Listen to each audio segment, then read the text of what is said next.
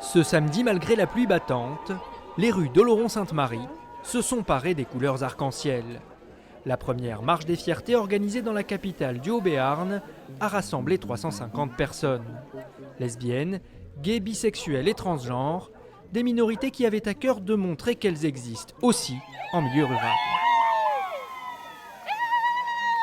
La plupart du temps, les personnes LGBT doivent quitter les villes rurales pour aller dans des grosses villes où on est plus anonyme et donc où on se sent plus en sécurité.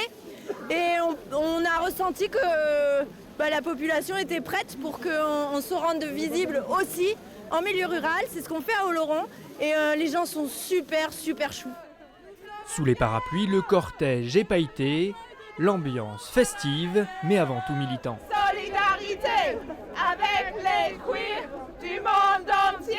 On est là pour revendiquer la solidarité avec toutes les personnes LGBTI, que ce soit en France ou ailleurs, qui subissent diverses oppressions, parfois des peines de mort, du harcèlement, des violences sexuelles et physiques.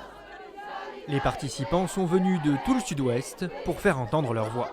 Il y a bientôt des élections municipales qui approchent et il faut aussi que les candidats s'engagent pour la diversité, pour les droits des personnes LGBTQIA+, au milieu des autres citoyens. À l'heure actuelle, remplie de peur et d'oppression de tout ordre, c'est bien de rappeler que tout le monde peut être libre et exprimer pleinement qui il est.